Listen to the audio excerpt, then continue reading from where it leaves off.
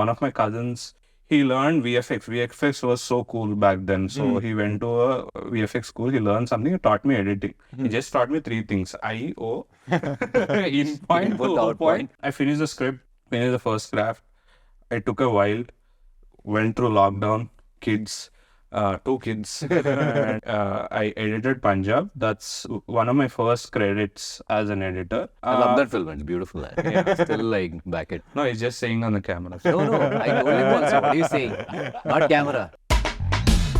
Are you a loser? Are you a freak? Do you need a lover? Don't talk to me. Don't talk to me. Don't bother me.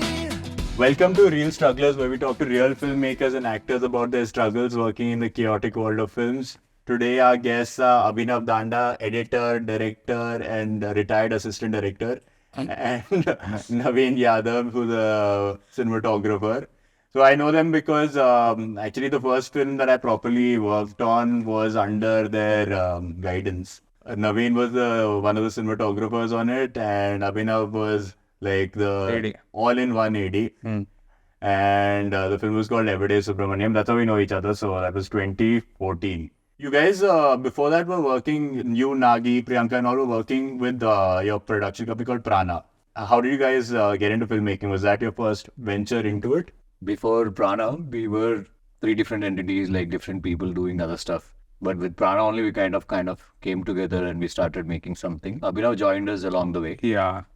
I used to love this guy. These guys used to be like coolest filmmakers in the town. So I used to just bug them online, like send whatever videos I make. Like I just sent some tortoise video, like that was one of the first videos I've shot. What and tortoise edited. video? It's an endangered species, man. Oh, so you made like a documentary? No, it's just a small video. Like my friend used to have this as a Star pet. tortoise. Pet, like it's you shouldn't, you're not supposed to have it as a pet. It's a star tortoise, Indian star tortoise. So when we went to our home, so we were just playing, and I just got this camera from America, which my brother got. You're 60. 60D. 60D, huh? Yeah, 60D with the kit lens, 135. And I also tried to make a Jugaad slider with the cloth. We all did actually at some point. Set up the frame on the ground and all that. And I sent this video to Prana, and Nagi got back to me, and then I met these guys. So these guys are doing wedding videos, corporate stuff. Music video. Lot of cool stuff, music videos. So that's We how also had bunch of just 2 5Ds, which we had, one with Rock, one with me. And we had just bunch of lenses, and we would just, that was our investment, like whatever we got back from US, fresh out of it, all 3 of us. In fact, like Nagi's office, when he was working for Shekhar Kamla back then, me and Rakesh, we both had come back around the same time. And he told us to come meet him in the office, and he never showed up. So we just both ended up catching up with each other, me and Rakesh, and we But you knew each other before? No, that was First time one you of guys the first time we met him in Shekhar Kamla's office only. That was around Leader. Okay. Nagi was the AD on that. But wait, so before any of this started, like Prana and all that, like why did you guys want to become filmmakers? Why did you buy a DSLR when you were an engineer, and why were you following them and like wanting to get into this? And films I always liked, man, since my childhood. Like, and I used to repeatedly watch films on Star Movies way back on television. There were a few films, and also on VCR. You know, way back. Movie library days. Predator used to be one of my favorite films. Way back, I really used to watch a lot of Arnold Schwarzenegger films. Predator, Total Recall, and Speed. These used to be some of my favorite films, which I used to repeatedly watch, and a couple of Telugu films called Aditya 369 and Bhairava Deepam. And then there is this film called Anjali by Mani Ratnam. And then that's what somehow always used to drag me into that world. And then I did my engineering, like any other engineer. But I chose filmmaker. Yeah, we're all engineers. It's like a prerequisite now. I'm just talking about the foundational thing, like how it started. And what is the moment I decided, I wanted to become a filmmaker is when I was in engineering. So all these guys want to go to America, do masters, and even I wanted to do it. But I decided that, okay, I'll do my master's and then I'll come back and do something about films that I want to start. But in this whole process, I never realized, see, watching a film and making a film is completely different process. Yeah. So you always blur those lines. You think both are the same. Watching a film, talking about the film, or making a film. All these three aspects are different. And then you realize when you actually start making a film. When in engineering, I just borrowed a camera from a friend and convinced the other friend to act in it, who actually wanted to sleep. And then I made one of my first short film was a horror short film. I was really attracted to horror way back. Now I don't watch it. I don't watch horror anymore, but I really want to explore horror after a while. But so I used to make short films. I don't know how to edit them. One of my cousins, he learned VFX. VFX was so cool back then. So he went to a local VFX school. He learned something. He taught me editing. He just taught me three things: I, O, in point, Input, O output. point, and exit. That's where I've learned editing. I just don't know how to organize it. I figured it out on the timeline. Then started learning editing. Photography is something I always liked. So once I got my camera, I started practicing photography. And then you learn all these technicalities, but down the line, you gradually start to understand what is storytelling. Then if you want to make a film, you need to have a story in hand. That realization took a long time for me to actually understand that you need a story in your hand. You have to write something to tell a story. So I would say that's my journey. Like then after like 5 or 6 years, I realized I need a script. So that's when I started writing. So Okay. all that while I was just I wouldn't say my time was wasted. I was learning a lot of things. I was learning a lot of things about camera, editing, and watching films. So and then I found these guys. I shot. They gave me one of my first wedding films. They used to shoot really cool wedding films. What you call candid videography now. I think these guys are one of the first in Hyderabad who started that like 15 years ago, and which was a hit on online platform. So I just started. There was companies ready to buy us out also at that point. Really? I think that company is really big, but we moved into something else what we love. And what about you? Like, why did you buy a camera when you were in America, and what? Yeah, I think I had like much more time. He at least realized in his engineering. I finished my engineering. I went to do my master's in US.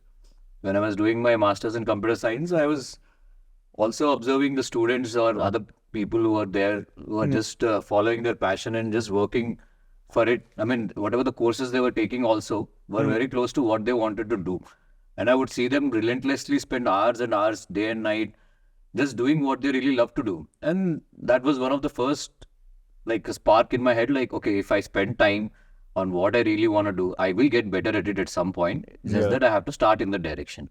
So that was one of the initiatives which triggered me to like just go into the film school. I mean, I would go to the film school, though I was not enrolled in it. I sat through some classes there. I would work for any of their short films. I would be the boom guy or things like that. Just get at least the presence of how it, like anything which was related to films, I would You wanted to be a part of it. I wanted to be a part of it. Even Sagar, who's done Bhimla Nayak and all, he was from the same university. So I assisted him when he was doing some short film in the US for his curriculum. So I was part of his team and things like that. How did you mount your first film? Like, what was that like? My first film, like which I finished like 2 months ago, is the third script I've written. So the first script I wrote, I'm really not confident should this be my first film. For the second script, I was really excited about something and I wanted to finish the story. Yeah, would I do it or not? This is the second question.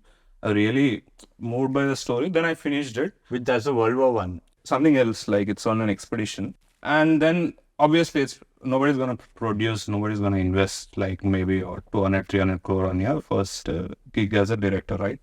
Okay, fine. I put it aside. Then I thought, I think I should do something which I'm very familiar with, with the language, with the setup, and something which can be shot in like 30-kilometer radius. Then I started writing my third script, which is comedy. Like I feel like I can crack some jokes with friends, you know. Then I finished the script, finished the first draft. It took a while, went through lockdown, kids, 2 kids, and meanwhile, no, like before my first film, I actually edited a web series which Naveen shot, Anish directed. That's my first gig as a Gods of Dharmapuri. Oh, you edited God? Yeah. Okay. And then I immediately while I was doing Gods, I got Jathi Ratnalu to edit. And before Gods, I edited Punjab. Okay. Much before Punjab, after Yevade, I edited Punjab. That's one of my first credits as an editor. And then I love that film. It's beautiful. Still like back it. no, he's just saying on the camera. No. I told him also. What are you saying? Not camera. It conveys what it had to convey for the Yeah. timeline. Not easy to recreate a 40. Yeah, especially like Independence this. Day. No, that's around the same time. 1947, yeah. Yeah, just yesterday, basically. Oh, Yeah. I mean, the hardest part, I guess, like for this initial phases, especially when you guys don't come from like either a film background or like even formal training in film, is learning on the job, right? Yeah. And you must have made hundreds of mistakes, like in your earlier corporate films or wedding films, like It's all with an lighting experience. and stuff like that. Do you think that if you had a formal training in like cinematography or in direction, do you think that would have been an advantage, or are you glad you took the journey you took? it's a very personal thing, man. Like you take a formal education, you don't take a formal education. End of the day, still you have to make your film. And that I think it's about what you do on that day, in that shot. So I think all these experiences, whatever it is, maybe if it's formal, it might help. Maybe formal education might not work for few people. So I wouldn't say there is a generic answer for it. But for me, I think it's watching a lot of films, shooting my own stuff, writing and editing my own stuff. This really helped in my personal journey. What about for you, Naveen? I think like any formal education will definitely get you to a place where you're going to interact with your classmates who are going to be from all over the world or anywhere, like they're going to come from different backgrounds, will help you just without having any inhibitions or intimidated by other set people, because they're just your classmates. You'll have a good chance to like open up your ideas and like explore and see what all these other guys from different places. That way the film school is amazing in terms of it's a place where all these people who have a common interest are going to be there, and they're definitely driven. That's why they are there as a students. So that definitely that aspect of it helps. I would never negate that, because it'll put a platform for you or a protocol that you have to follow. Even film Why- schools might have improved a lot in the process. You know, Yeah. developed Because a they lot. give a like one of my team members is from FTI, and I can see the difference. Like he's a cinematographer like my team, but he's from FTI. I'm a cinematography pass out. Vinod Bangari bolke. But him being on my team makes so much of a difference, Now because there is a big jump, you know. yeah, the protocol that we follow, like the readings, the technical process, the step by step as to why we are landing at this image, or why is that consistency so important. All of those are so mapped into these guys who come from the schools, that because for 3 years they're told that like these are important, and they are very important. You can't negate them. Right. The same time, the spontaneity of the shoot sets, it's up to everybody. It will work any day. But having somebody who comes with that grounding and a protocol helps you also relook at them. Why are the schools showing so much importance in production design? Why are the schools showing so much importance in lighting? Now, when those guys come on board and you have a chat with them, you also realize that, oh yeah, that's helping me only. It's not like taking me a back step or anything. But again, it's even there, it's what you take back from the school. The school will give you all the access to the library and Correct. You things could be in like the that. best school or worst school, what you absorb from it's it. like, No? Yeah. what you absorb from it, how you're gonna use the alumni connections, and like it's that, like it's not just you went to a school for 4 years and you'll become a director. No, it's not gonna be like that. You finish your schooling because you know the protocol of what are the important departments in every, you get an understanding of that. If you're on the real sets, the difference being not every team will be that cooperative to share their information. Right. So you'll have to struggle, like a simple question which I can ask you, if you're not willing to answer me, then I'll have to go around like trying to find the answer. It would have been just 5 minutes for you to answer. Yeah. Yeah. Like some people would choose not to because they think, I've worked all my life, why should I give him the answer in like a shortcut? Let him do his own ground or grinding and come back. So I think that's the difference. In the school, at least you have that liberty. To make those Yeah. mistakes on a Make smaller those- platform, I smaller guess. platform, and you'll have more liberty to make those mistakes, I feel. Yeah. Even when I started, I did try for some film schools. I did try to but it was not practical for me after coming back from US to again spend a couple of years. So that was also one of the reasons why I thought, okay, if I'm not getting that exposure, I might get exposure on any live sets. So that became my agenda. Like that's the reason why Prana was one of the things where we would just go shoot whatever it would be, irrespective of light being in our hand, no light. It was just like so spontaneous that we kind of got better at it. That experience helped us understand when you had the tools, how you can use the tools better. Now you had no tools and you're still making it work. Yeah. Now you have more tools. How are you gonna use help of these tools to get a better product out or a better film out? I guess with limitations also you're forced to do things that you normally would not do. But were there particular instances like when you guys were like just coming up where you like made a big blunder but then you learned something from that blunder that you managed to apply in practical filmmaking in the future? No, what is the biggest blunder you think you can make on a film set? As an AD, I think the biggest blunder you can make is if you have an actor charging 100 crores and you forget to call him for that shoot date. For 100 crores, if you're on a set of 100 crores, I think they hire you with the experience you have, right? You just can't walk in as a novice Correct. into a 100 crore set. That being said, like I want But to you'd come be back. surprised. I'm just saying.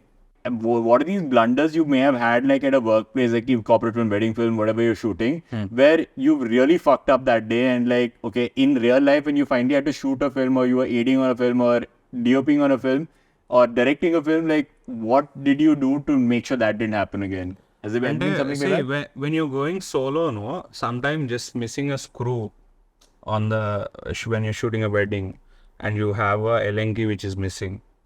And you have to actually travel like 30 kilometers away and then get back to fix the thing.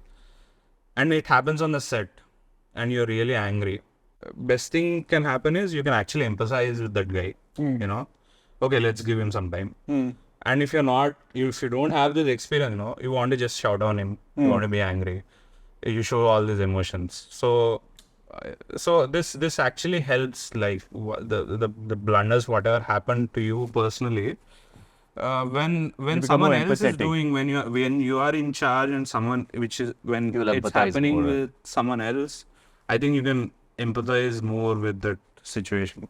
From being an AD and making those small videos to directing your first film, Zami, there's a huge difference, right? What are the biggest challenges in terms of like making that transition? In terms of the practicality of making a feature film? When you're making the small stuff, I think no one is observing you, man. But when you're actually a leader on a set, like something you would take up a role like a director, everybody is looking at you, like they want to take you to take shots, like take calls and all that. So that is a huge difference for me, like the quick decisions you have to take. There can't be any delay with the decisions. And intuitive decisions, which is actually backed up with so much experience, you know. So all these small videos actually help this big part. As a big challenge, just forget about all the noise. There's so much happens on the film set. When you make a small video, you're just dealing with your own camera. Yeah. You're behind the camera. But here, there's someone else behind the camera. There's Jimmy, there's 10 Jimmy guys. There's so many people, actor, you have to call him. Their rehearse, assistants. Is it coming? The shot is not focused. You got everything. So all this. So in all this chaos, you have a calm mind. You come out as a winner. It's good to do these blunders. It's good to maybe have these fallacies. But I think it's end of the day, it's the attitude or how you deal with the consequences of those blunders, which become really important. So that becomes a real learning experience when you're making a film. True, because it's all about quick decision making, but in reality, it's not quick decision making. It's years of experience that you put behind it all to this, make that decision in that 1 second gap. All this is in your bank. Yeah. So how do you bring them out? Like one simple Absolutely. thing is like in terms of camera, like a lot of first-time DOPs, like when I was in film school at least, when we would be shooting a sequence that involved your key source of light coming from the window, and we're sticking to that light, and suddenly, like, you've come to the close-ups of the character and that light is gone because it's sunset. Now your axis is over here and the window's behind the character. Like a DOP who is inexperienced and like, I mean, if you're an experienced DOP, you're also going to be working on a big film, so you can come back the next day and shoot. So that's not a problem. But for an experienced DOP working in a small sequence, how do you fix that problem? Well, I remember one of my friends who was on one of these projects he was shooting. He was a DOP who had worked before film school, so he just changed the axis by 5 meters, like not 5, but like 10 inches or 5-10 inches like this, so that only the edge of windows in frame in their close up, and then he just put a throw light from outside, and it fixed the problem. Like clever, right? Yeah, but I've also worked with the DOP. He's like, fuck, we'll have to come back to this tomorrow. We've shot in this axis, we're committed to this axis. But the cheating and the understanding of how to break the rules of filmmaking only comes through experience and quick decision making, which you get through years of experience. So, I mean, same question for you, Naveen. Like, when you went, I mean, Kuante Koti was your first film and you just did Maya Bazaar. So, from Kuante Koti to working on a film with, like, I mean, it had, the limited resources and experiences you had there, to when you moved into, like, now how many? 10 years? 12 years? How many? 10 years for sure now. 10 years of experience. 10 years ago. Yeah. 2013 to It's my 10th year of being an assistant director. Oh my God. So, From Maya Bazaar, obviously there's a huge jump of how I approach my craft. When I was in Kuante Koti, we would be so, like I said, I was so obsessed with that movie. Like, even if it was one shot, we would probably light it for 3 hours and just take that one shot and never use that 3-hour lighting setup for any other shot, because just thinking by the shot. But as of today, like, it's a story. Like, there's an overall grasp of like where we are heading or what part of this puzzle is gonna fit into this story narration and things like that. Cinematography or director of photography is a craft which is creative as well as technical. The technical part comes where, like how you were saying, if there is a window light, which you have to mimic to make sure that light never changed, but the scene just happened for the entire day in the real time. Or whatever, we had to shoot for an entire day. In real time, it's probably 3 or 4 minutes in the real time or something like that. You have to make it seem like that. That's all. There's enough. I mean, if you were a film student, you would probably already have all that information as to like how to make it happen. If you are not a film student, you learn it on the set with an experience. On the experience, basically. Like, that's the way you approach it. When it comes to storytelling, now you are also can see, because Maya Bazaar was a first-time director. And I could see like what mistakes she was already putting across. Like, though there would be some requests that she would have as a director, like for a certain thing, then I would already look through for the entire day as like, okay, this scene is gonna take 3 or 4 hours. We cannot do it if you're gonna handle it this way. Like, maybe I would present her with a couple of options. It won't be like just this is the only alternative. Present her like, if this is the way, then you can shoot like without having any disturbance of any of this atmosphere changing and things like that. Or we'll put the lights to suit the atmosphere in certain way that like it's gonna. So that difference is a huge, which came with the experience. Where like now you sit back, you're not gonna make your team go running around just ad hocly.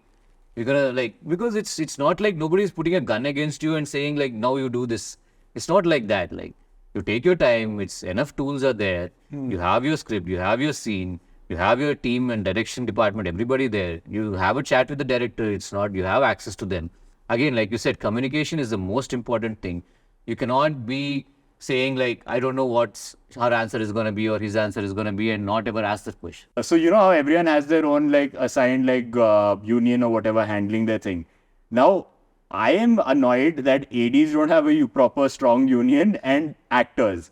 You know how many actors and ADs are I mean, like as ADs, like there's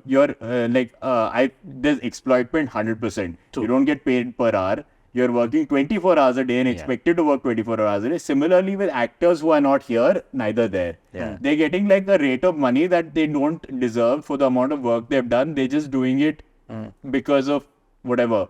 And production companies, I feel, take that for granted and know that these are two groups of people they can easily exploit. I mean, it's the same for any HOD also. For a first-time costume designer, first-time DOP, they're not going to get like union-sanctioned rates because no union would agree to the rates a lot of people agree to.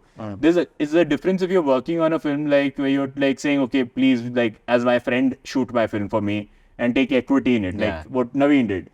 And so, like, I think that is something that is needed, because I feel like a lot of actors and ADs are really, really like putting in too much of their lives, because at the end of the day, you're making I mean, it may be a good film, but at the end of the day, you're making a fuck out product that you're selling. It's just a commodity you're selling. You don't need to entertainment. be... Yeah. It's entertainment business. It's purely entertainment business. Anything, because we are in the profession of entertaining people. Correct. So they can forget their lives for that little whatever time and get entertained. So I think it has to come back in our heads also, like it's entertainment business. People are treating like business. Let us also be pragmatic. Like that's the thing which you'll learn You have probably. to protect yourself somehow, right? And I feel people don't get protected very easily. Like, I'm just giving you a price comparison of salaries, okay?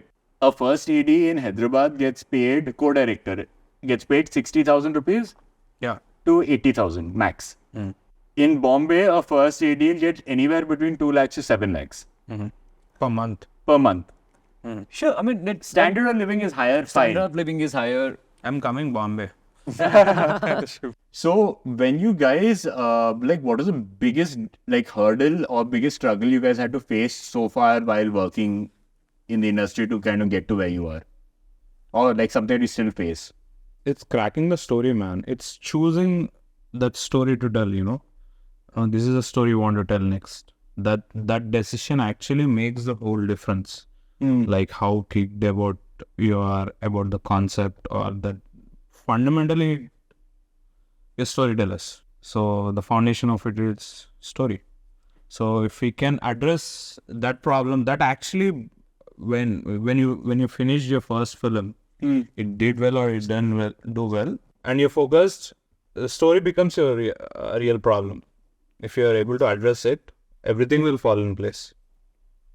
You automatically attract the talent, you automatically attract the producer, you will get the money, because you know you have that experience of making the first film. It happened.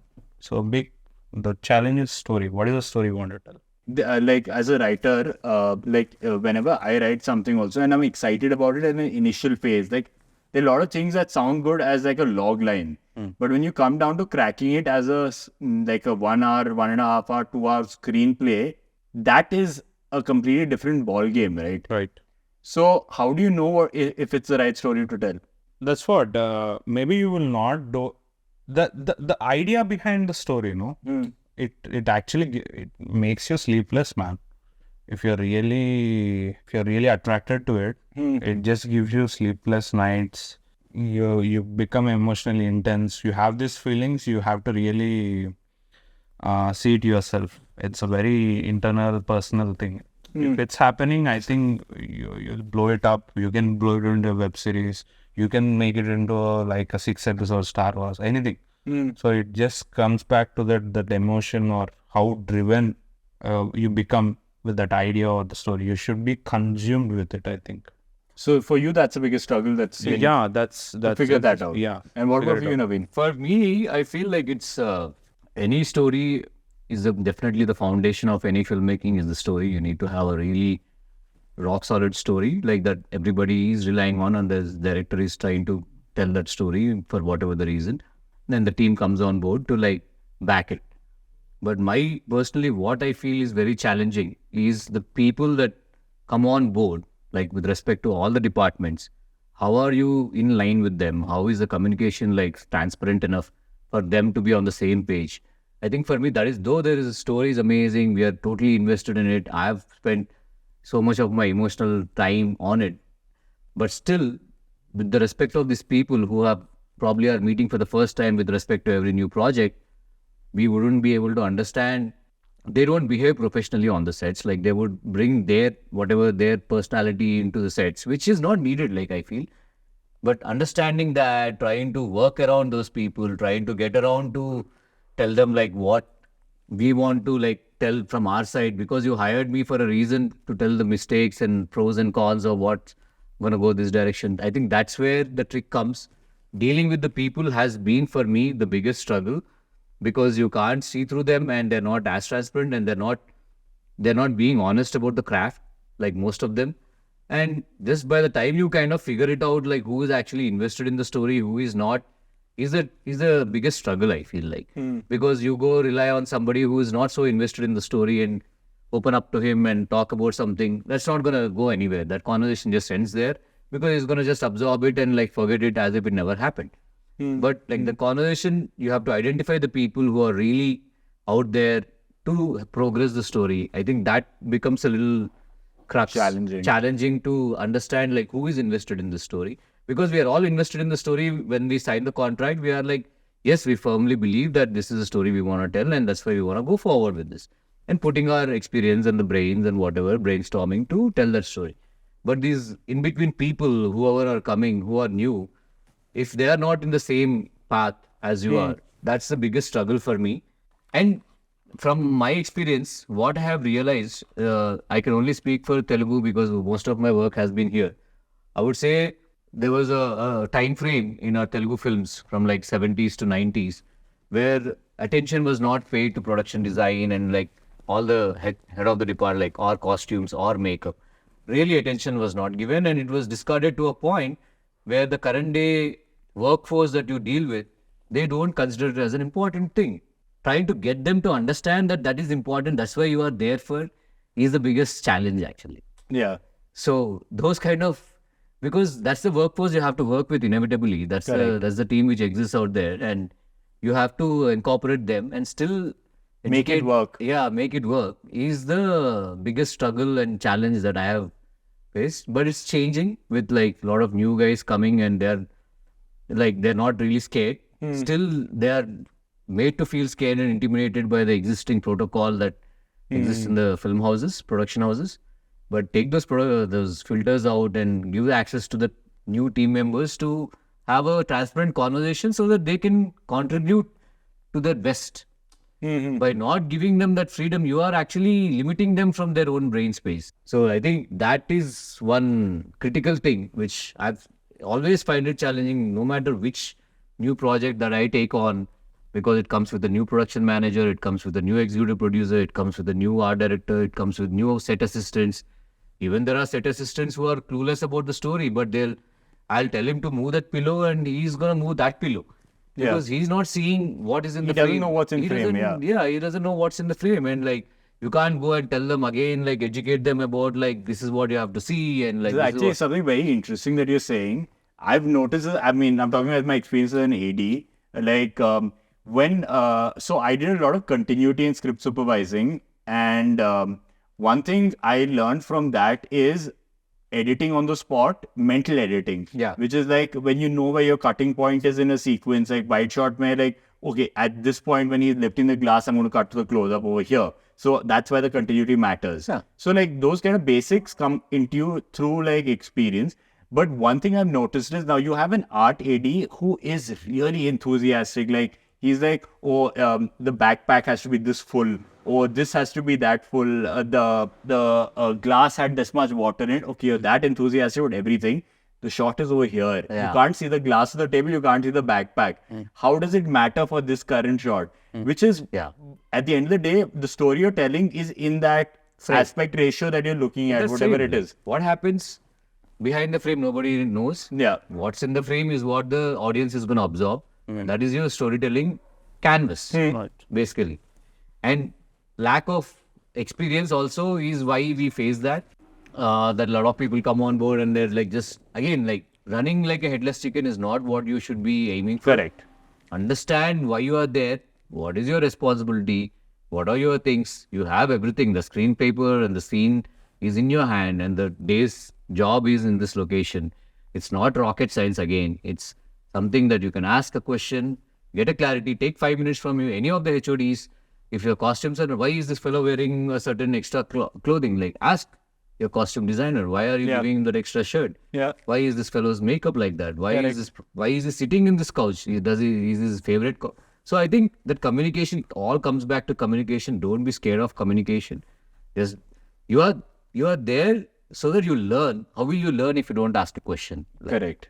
When you were in your struggle phase, or like, I mean, the struggle phase never ends for anyone. It doesn't. Whatever level you are at, one thing that helps you guys persevere in continuing what you're doing. Like, you didn't go back to computer engineering and you didn't go back to engineering as well. Like, you're also an engineer. Like, what was that one thing that kind of like, or not one thing, like, what stopped you from quitting filmmaking? See, for me, especially like when like whatever works I have done so far, there are people who meet me. My first movie was almost 10 years ago, and like there will be somebody I'll meeting for the first time, and they'll strike me a conversation. This is one of the things that I liked, or like which encouraged me to do something different. Fundamentally, I believe like if the energies that I put on the day of the shoot and they're still translating and like flowing like a wave and making somebody emote, that's the feeling probably is the reason why I'm still doing what I'm doing. Like though there are all the struggles and all that, but there are some bunch of people, or like it could be any percentage of people who we've given some kind of relaxation or entertainment in one way or the other. They're forgetting themselves, their own like trauma and whatever they come with, and they're able to enjoy and have a good time. I think that is what Makes you want to keep going. makes me want to tell a story, mainly like tell a story where they can just forget themselves and like just engage themselves in the story and have a good time. Fundamentally, I think that's something. There are struggles everywhere. There are struggles. Even today, I Correct. kind of meet with Any struggles. career option also. Any career option, you'll have struggle. Absolutely, you'll have struggle. And filmmaking is definitely a luxury where we have taken a route which is not told by everybody that it's a smooth line to work on, like it's a smooth settled path, like engineering or doctor, or there are these professions where you don't have to think about them after you get your job, and it's Yeah. gonna go for the next 30, 40 years the same way. But if you take that same example, now you could be a TV serial DOP or director your whole life and you could be making good money. But at the same time, for a doctor, if he's just a regular GP, he's making the same money. The moment you specialize as a DOP and start making Rajmouli films, or the moment you specialize as a doctor and start becoming a neurosurgeon, you're making more money, right? Yes. Like people, I think, take what we do because it's in the public eye as something as, like, if you're not on the top, you're not successful. See, one more thing is like one of the things I try to always keep a check in my head is like, if somebody comes to me and says the script is already a hit, I'm like, please back off. You can't tell that this movie is a hit already. You just, let's tell this story first, because that's the story you have. That's what we have in hand. Now let's make this as engaging and as entertaining as possible for it to be a hit. Yeah. Don't assume it's going to be a hit and like start from there. Start from your story. Give the best for your story in the best way possible, like with all the departments and all the direction that everybody wanting to tell that story, basically. Have that itself is the biggest struggle and challenge, to have everybody on your team to tell that story the way you want to tell it. Once you have that, then I think it'll do well, irrespective. Like it'll at least connect to certain amount of people for the honesty that went into Making telling that it. story. Exactly. But is that what made you want to continue making films? Most of them, like with Yeah. if So it's the fact that you're touching people in a way that on a very spiritual level is Not what s- made you what? See, I wouldn't go into the spiritual level. I would just say it's entertainment business, and movies or television is being brought up for an entertainment, and we are just taking an hour or 2 hours of their time to just engage them in our story. Yeah. But like the rest of the 20 hours of their life and the rest of the days when they're not watching the movie, they are living their own lives. Yeah. So we cannot come in and say that we are trying to transform them spiritually and things like that. Maybe we can guide them, or we can give them glimpses of what's out Other there. perspectives. Other perspectives. And fundamentally, you have to make them forget their own worries when they're watching the film. You can't give them more headache and say like, why am I like in part of this, like embracing this headache which they're giving me? Like it shouldn't be that space. Correct. As long as it is a space for that story, you are honestly telling that story in, again, like it's not one person deciding that this is the direction it has to go. With all the head of the department saying that we align with this direction and this way of style of storytelling. And I think if you have the team and if you are able to get that out, that is a success for me. Like, Okay. because there will be struggles. You will have to struggle with your production manager. You will have to struggle with some light guy saying that electricity is not working here. You will have to struggle with, there will be like some thousands and thousands of problems which will come on the day of the shoot or even before in the pre-production. But like how you plan them and execute and tell that story which everybody wants to tell, the HODs especially, because the team is very important. Never undermine the team. It's not one person's job to say that this is the way the story is going to head. It's only going to head a certain direction with all the team only backing it. If that you don't have, that is the biggest struggle to start with. Okay. Because having the team in consensus and like you trusting the other team members who are probably not in front of the frame, but like they're all, most of the film work happens behind the camera. Yeah. So if those guys are in sync, I think your struggles are little half done like there already. But it's part of the struggle to just get them to understand what you want to translate. Okay. That's the biggest struggle I have seen, like, because you would be like 200% invested in telling your part, but if these XYZ blocks are not giving their 100%, then you can't go and match that. Yeah, that you gap. can't work on behalf of someone else. You right? can't fill that gap Yeah. no matter what. That gap will always be a gap. So that is again a part of the struggle. Like, how do you bridge this gap? How is this communication transparent enough where I'm getting the best out of him and him? All I think Yeah. that's a tricky part. that's the tricky part. But last section now, I want to talk about now people who are breaking into films, like who aspire to be filmmakers, 15 years to about like maybe like 20. What do you suggest they do when they're starting off in their careers? In my team right now, I have like 2 people who are out of the college, filmmaking college. Let me say that, like one from FTI, one from Annapurna, some other guys from different schools. What would people need to break in is, I think, first of all, they shouldn't be like scared about like asking questions. They should be like clear about where they want to head, or even if they are not, they should also convey the same, that like I'm still trying to understand what are the departments in the film. I think that communication is fundamentally what is the key here. When once you talk to any new guy who comes who wants to be part of the team, like you will want to know what they are interested in and what they have liked all their life or where they see themselves going. If they are not sure also, it's okay. It doesn't have to be like they need to know exactly like where they want to head, but they need to come with that honest effort and not giving to the norms. If they feel something uncomfortable in the regular this thing, they should be able to communicate that, saying this is not what I would do in a normal day. Like, is it professional enough to do something like this? Like, go get cigarettes for somebody or go get some alcohol for my director. Is that part of my AD job? No, it is not. It's part of your AD job. As a friend, maybe you can do it, but it's not part of your AD job. You can very much categorically say, sir, I'll do whatever is needed for the script, but like not for your personal this thing. I'm not here, your personal assistant. I'm an AD for, that's my designation is assistant director. But how would someone approach you now? Say, for example, someone wants to join your team and they like they don't have any experience. They haven't even gone to college till now. They're 18. They want to just be an intern on a film. How would they contact a DOP like you? There are like people who keep messaging me about like trying On to Instagram, there are a on lot of people, Instagram or man. Facebook. Message Naveen on Instagram for jobs. There are a lot of people who are messaging. Like, I'm nothing. Like, Yeah, they do. And I do tell them, I actually respond to them. I tell them like, okay, thank you for contacting me. But like right now is like my team is already full. Like at this project, maybe I cannot accommodate you. But yes, we will keep you in mind. do you respond to all the messages? Yeah, I respond to people who kind of message me wanting to be part of my team. I tell them where my team status is. Like I have one thing in hand.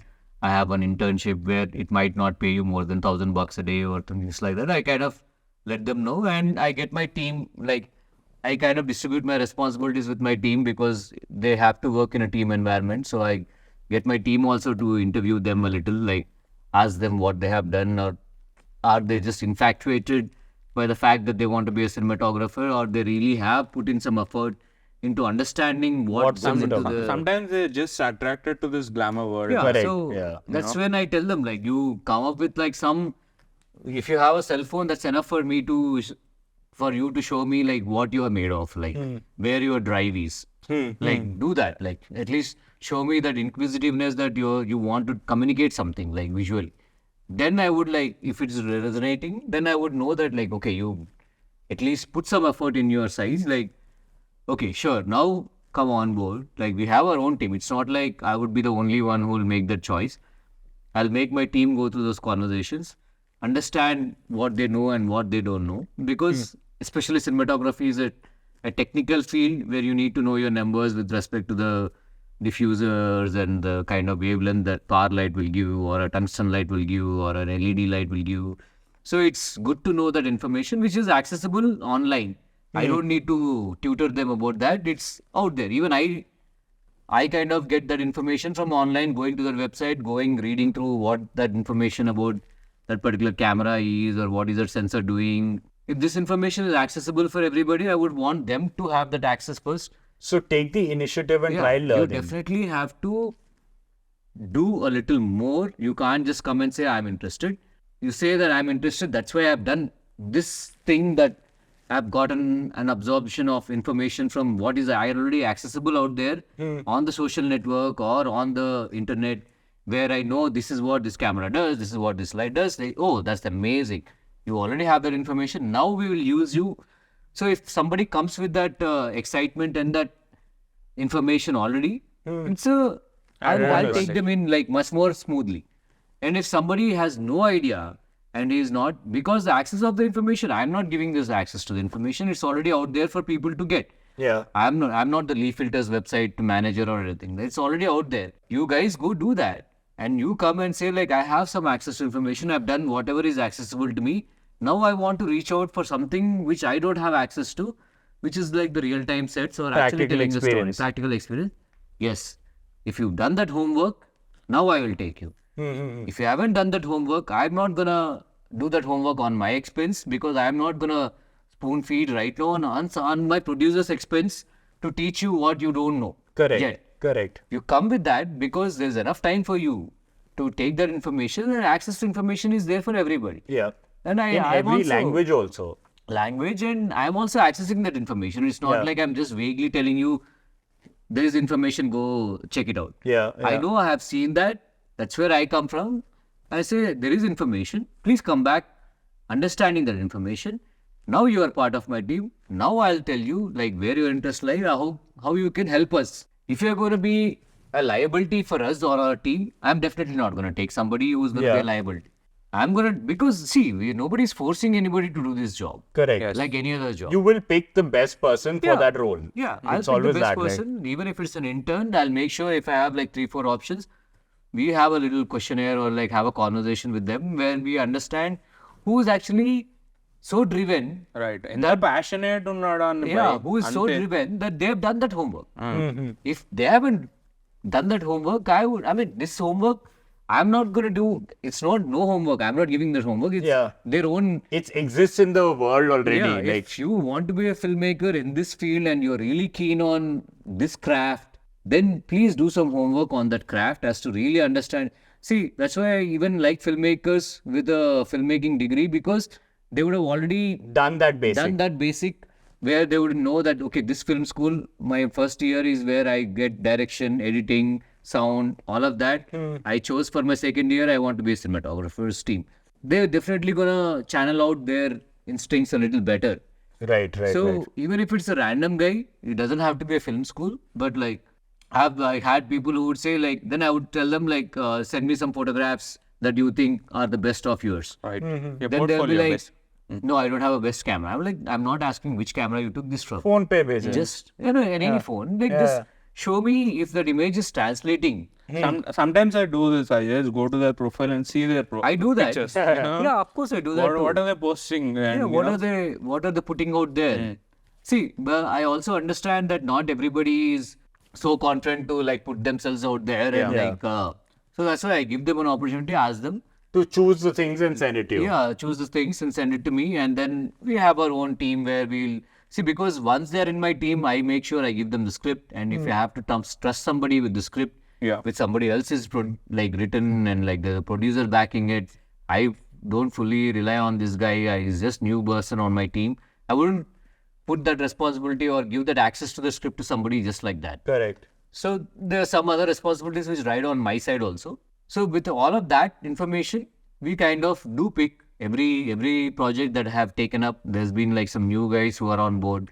My team has been evolving. It's not the same team that I've worked from every day. His team has become cinematographers, man, in the process. Like 2 or 3 assistant of his are actually making films. Yeah, which is I love wonderful, that. right? I love that. That's actually what you want, right? Right. Because at the end of the day, even if you don't want to be, you are a mentor to these people. Yeah, and I'm not the kind of guy who will restrict them. I'll say like, please go, the camera is ideal, go fucking look at the IPs, see what all that camera has to offer, what is that lens doing different, why is that regular DSLR lens not the same as this professional lens, why do we need a focus puller on this, why do we not need a focus puller on the other cameras, please understand that like, you have access.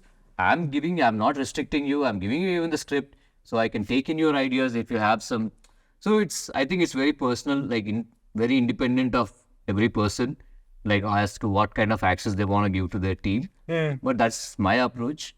If you are driven to that extent, and if the drive is reflecting, there's a better chance for you to be on a team than like just coming and saying I'm interested, but I don't see that interest in your Work.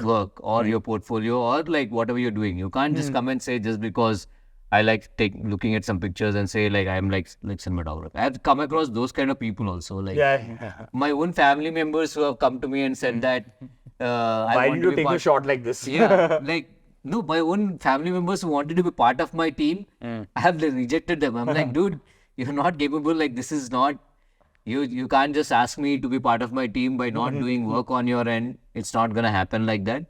You show me enough drive. One of the fundamental things why I feel that's important because I can't buffer them all the way because I myself am going through my own struggles, like how we discuss like with my different departments, trying to understand them as if are we still making the same film. That itself is a bigger challenge to have the HODs come in that same line. Now, internally, if your team also is little scattered, it's not gonna help in your way of telling the story. So I think that way it's very important to, with whatever the access to information that you already have out there, which is plenty. The worldwide net is like enough out there. I myself go read American cinematographer magazines of how some cinematographer has interpreted a movie, understand why he is doing it a certain way, and that inspires me to approach my own craft a different way. So it's not like somebody spoon feeding this information to me. Correct. So do that extra effort so you have an edge. With that edge you come, there's no way somebody's gonna discard you. If you come with an edge, you're gonna stand out, as simple as that.